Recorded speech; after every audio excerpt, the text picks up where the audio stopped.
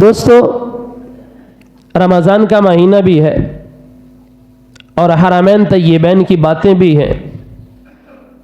یہ حرمین طیبین اسلام کا قلعہ ہے، مرکز اسلام حقیقت میں ہے۔ اللہ تعالیٰ نے قرآن کے اندر بیان فرمایا ہے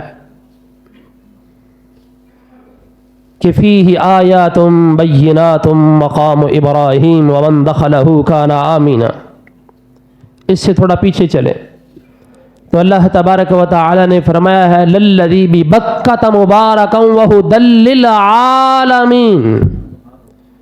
سب سے پہلا گھر جو دھرتی کے اوپر اللہ کا بنایا گیا وہ مکہ میں ہے، اور مکہ بابرکت ہے، سارے جہانوں کے لیے اس کے اندر ہدایت موجود ہے۔ یہ لفظ ہدی للعالمین بتلا رہا ہے کہ مرکز اسلام وہ ہے، اسلام کا قلعہ وہ ہے۔ لیکن شومی قسمت اس وقت وہاں پر صرف دو ہی چیزیں ہیں، ایک زبان ہے اور ایک اذان ہے، عربی زبان اور اذان۔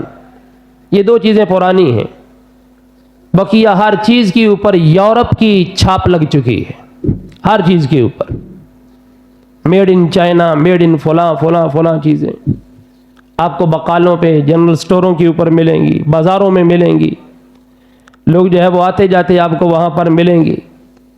لیکن اللہ تعالیٰ نے تو اس کو ہدی للعالمین، مرکز اسلام کہا، ہدایت کا مرکز۔ یہ حرمین طیبین ہیں، وہاں سے لوگ وہاں کی چیزیں یعنی دیگر ممالک کی چیزیں خرید کر کے لاتے ہیں، کہتے ہیں کہ یہ تحفہ حرمین ہے۔ حقیقت میں تحفہ کیا ہے؟